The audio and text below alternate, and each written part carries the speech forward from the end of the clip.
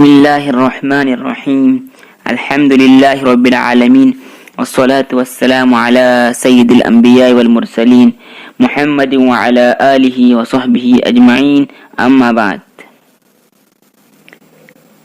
مسلمانوں کے عمومی طور پر دو فرائض ہیں، خاص کر ہندوستان میں ہم رہتے ہیں۔ ہندوستان جیسے ممالک میں ہم کو ان چیزوں کا بہت لحاظ رکھنا چاہیے۔ گرد و پیش کے واقعات کا ہم جائزہ لے کر اس سے سبق حاصل کرنے کی ضرورت ہے۔ ہم مسلمانوں کو قرآن نے جا بجا ہدایت فرمائی ہے کہ ہم حالات سے، واقعات سے فائدہ اٹھایا کریں اور اس سے صحیح نتیجہ نکالیں۔ اسباب اور اسباب کے نتائج میں اللہ تعالیٰ نے ایک خاص تعلق پیدا کیا ہے، جیسے دواؤں میں خاصیت ہے، درخت کے پتوں میں خاصیت ہے، یہاں تک کہ گھاس پھوس میں بھی خاصیت ہے۔ اعمال، اخلاق، طرز عمل اور زندگی کے طور و طریق میں اس سے بھی زیادہ طاقت اور خاصیتیں ہیں، اس لیے کہ دوائیں، غذائیں، نباتات، ضروریات تو انسان کی زندگی کی حفاظت اور انسان کو امراض کی تکلیف سے بچانے کے لیے پیدا کی گئی ہے۔ زندگی تو اصل چیز ہے۔ جو واقعات ہمارے گرد و پیش گزرتے ہیں، ہمارے آس پاس جو واقعات پیش آتے ہیں، اس سے ہمیں سبق حاصل کرنے کی ضرورت ہے، اور قرآن مجید میں اس کی نہ صرف ہدایت دی گئی ہے بلکہ سبق نہ لینے پر ناراضگی کا اظہار بھی کیا گیا ہے اور اس بے حسی کی مذمت بھی کی گئی ہے۔ سورہ یوسف کے آخر میں آتا ہے وَكَأَيٍّ مِّنْ آيَةٍ فِي السَّمَاوَاتِ وَالْأَرْضِ يَمُرُّونَ عَلَيْهَا وَهُمْ عَنْهَا مُعْرِضُونَ، اور آسمان اور زمین میں بہت سی نشانیاں ہیں جن پر ایک گزرتے ہیں اور ان سے آنکھیں بند کر کے چلے جاتے ہیں۔ ایسے صاف پتہ چلتا ہے کہ ہمیں حالات اور واقعات سے سبق حاصل کرنے کی ضرورت ہے اور اسے صحیح نتیجہ حاصل کرنے کی ضرورت ہے، اور آیت میں ہم اس اصول کی خلاف ورزی کرنے پر ناراضگی کا بھی اظہار کیا گیا ہے۔ اس آیت کا مطلب یہی ہے کہ کتنی نشانیاں ہیں زمین کے آس پاس، مگر یہ لوگ اس سے منہ پھیر کر گزرتے ہیں، اس سے فائدہ نہیں اٹھاتے، اس سے سبق حاصل نہیں کرتے۔ اس سے بھی زیادہ سخت الفاظ سورہ یونس میں استعمال کیے گئے ہیں وَمَا تُغْنِ الْآيَاتُ وَالنُّذُرُ عَنْ قَوْمٍ لَا يُؤْمِنُونَ، جو ایمان نہیں رکھتے ان کے لیے نشانیاں اور ڈراوے کچھ کام نہیں آتے۔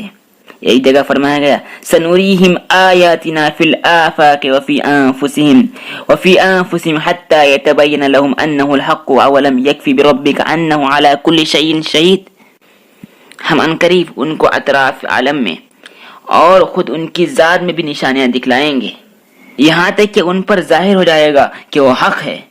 تو سب سے پہلا فرض یہ ہے کہ مسلمان وہ جہاں بھی ہیں، جس ملک میں بھی ہیں، وہاں اولاً اپنے ہم وطنوں کو اللہ کی نعمت دین حق میں شریک کرنے کی کوشش کریں۔ جس نعمت سے اللہ نے ان کو نوازا ہے، اپنے دوسرے بھائیوں کو بھی اس میں شریک کرنے کی کوشش کریں، اور اس چیز کی سب سے زیادہ فکر انبیاء کرام کو ہوتی تھی، یہاں تک کہ اللہ تعالیٰ نے بار بار رسول اللہ صلی اللہ علیہ وسلم کو تسکین دی لَعَلَّكَ بَاخِعٌ نَفْسَكَ أَلَّا يَكُونُوا مُؤْمِنِينَ، اے پیغمبر شاید تم اس رن سے کہ یہ لوگ ایمان نہیں لاتے اپنے کو ہلاک کر دو گے۔ اس کے بعد درجہ بدرجہ جن لوگوں کو ان سے زیادہ مناسبت ہوتی ہے، ان کے اندر ایک فکر زیادہ ہوتی ہے، تو پہلا درجہ تو یہ ہے کہ مسلمان جس ملک میں رہیں وہاں ہدایت کو عام کریں، اور اللہ تعالیٰ نے ان پر جو احسان فرمایا، ان کو جو ہدایت دی ہے، ان کو جو روشنی عطا فرمائی ہے، اس روشنی کو زیادہ سے زیادہ پھیلائیں۔ سارا قرآن اس سے بھرا ہوا ہے، اللہ تعالیٰ نے مسلمانوں کو اس کا ذمہ دار قرار دیا ہے۔ دوسرا فرض جو ہم پر عائد ہوتا ہے انسان ہونے کے ناطے، دوسرا فرض جو ہم پر عائد ہوتا ہے ایک مسلمان ہونے کے ناطے، اللہ نے عقل دی ہے اس کے ناطے، انسانیت کے ناطے ہم پر یہ ذمہ داری عائد ہوتی ہے، وہ ہے یہ ہے کہ ہم اپنا تعارف کرائیں، ہم کس دین کے ماننے والے ہیں، کن اصولوں کو ہم تسلیم کرنے والے ہیں، اور ہماری زندگی کن چیزوں کے پابند ہیں۔ اس کے ساتھ ساتھ ہم اپنے اخلاق سے لوگوں کو مانوس اور قریب کریں، لوگوں کو اس دین کے مطالعے پر آمادہ کریں جس دین کے ہم پابند ہیں، اس دین کے بارے میں ان میں تجسس پیدا ہو، یہ کس طرح کے لوگ ہیں، یہ کس دین کو مانتے ہیں۔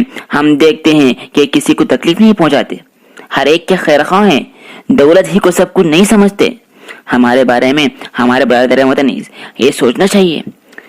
کب سوچیں گے؟ جب ہم ان کے سامنے یہ تصور رکھیں گے ان کے نزدیک کچھ اور حقائق ہیں، کچھ اور آئیڈیلز ہیں۔ یہ کس طرح کے لوگ ہیں؟ یہ کس دین کو مانتے ہیں جن کو دولت کی بڑی سے بڑی مقدار خرید نہیں سکتی، ان کو اپنے اسروں سے ہٹا نہیں سکتی، ان کو ظلم پر آمادہ نہیں کر سکتی؟ کیا ان کے سامنے کوئی اور عالم ہے جو ہمارے نگاہوں سے اوجھل ہے، غائب ہے؟ ذہن پر چوٹ لگانے والی بعض چیزیں ہوتی ہے جو بعض اوقات آدمی کی زندگی اور اس کے خیالات میں انقلاب برپا کر دیتی ہے۔ ہم کو اخلاق کا نمونہ پیش کرنا چاہیے۔ آج جو ملک تباہی کے دہانے پر کھڑا ہے، اگر ہم وقت پر ہمارے آنکھیں نہیں کھولی کر اللہ تعالی ہم سے پوچھے گا کہ تمہارے ہوتے ہوئے یہ ملک، یہ عظیم الشان ملک کیسے تباہ ہوا؟ ہم سے سوال ہوگا، کلکم رائن وکلکم مسئول عن رعیتہ، ہر ایک سے پوچھا جائے گا۔ ہم کو یہ نمونہ پیش کرنا چاہیے، ان کو یہ بتانا چاہیے کہ عہدہ ہی سب کچھ نہیں ہوتا، مال و دولت ہی سب کچھ نہیں ہوتا، اصل چیز انسانیت ہے، اصل چیز خدمت خلق ہے۔ ہمیں اپنے اخلاق سے صحیح نمونہ پیش کرنا چاہیے، تبھی ہم اس ملک کے شہری ہونے کا صحیح حق ادا کریں گے۔ اگر ہم نہیں کریں گے، اگر ہم یہ کام نہیں کریں گے، جو جتنا ہی حب الوطنی کے ہم ثبوت پیش کریں کچھ کام نہیں آئیں گے۔ اگر ہم اپنا فرض منصبی صحیح سے آزمائیں گے، جن کے لیے اللہ نے ہم کو بھیجا ہے، جو ایک مسلمان ہونے کے ناطے ہم پر فرض ہے، ہمیں ان کی صحیح سے ادائیگی کی ضرورت ہے۔ اللہ مجھے بھی اور آپ کو بھی توفیق عطا فرمائے۔ والسلام علیکم ورحمۃ اللہ۔